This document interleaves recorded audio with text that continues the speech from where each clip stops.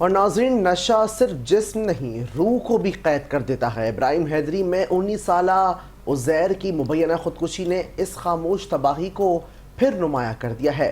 غم سے نڈھال ماں اور باپ کے آنسو بتا رہے ہیں یہ لعنت صرف ایک زندگی نہیں پورے گھر کو تباہ کر دیتی ہے۔ مزید جانتے ہیں سحر خان کی رپورٹ میں۔ کراچی کے علاقے ابراہیم حیدری میں 19 سالہ نوجوان عزیر کی مبینہ خودکشی نے سب کو افسردہ کر دیا ہے۔ غم سے نڈھال ماں اپنے بیٹے کی آخری یادوں کو سینے سے لگائے بیٹھی ہے، جبکہ باپ کی آنکھوں میں پچھتاوے اور سوالوں کا سمندر ہے۔ آخر کہاں غلطی ہو گئی؟ یہ نشے کی وجہ سے کی تھی، سمجھا نا۔ تو ہم نے پہلے بھی ان کو ملیر میں 40 دن ہاسپٹل میں داخل کرایا تھا، ابھی 4 مہینہ سے پھر کی چوٹ میں داخل کروایا تھا، صحیح ہے۔ اس کے بعد ہم 8 سے 7 دن ادھر تھا، یہ صحیح تھا۔ ہم تو گیا تھا ابھی روزگار کرنے کے لیے بلوچستان پسنی، ادھر یہ 7-8 دن واپس اس نے نشہ شروع کر دیا۔ کل اس نے کیا نشے کا گولیاں کھا کے یہ سمجھو کہ اس نے خودکشی کر دی، گھر میں کوئی بھی نہیں تھا۔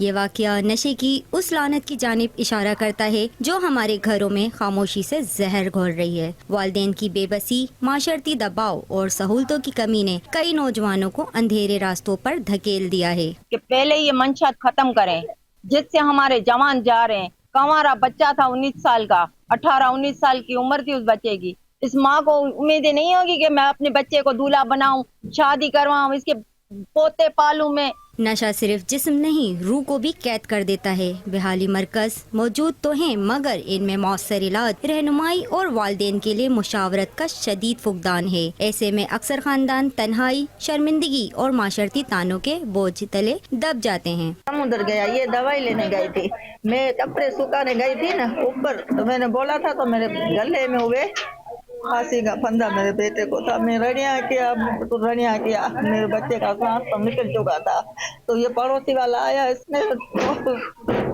گود میں بٹھایا۔ ماہرین کے مطابق نشے کے عادی افراد کو سزا نہیں بلکہ سمجھ، علاج اور احساس کی ضرورت ہے۔ اگر معاشرہ، والدین اور ادارے مل کر ان کی مدد کریں تو نہ صرف ایک فرد بلکہ پوری نسل تباہی سے بچ سکتی ہے۔ سحر خان، 5 نیوز، کراچی۔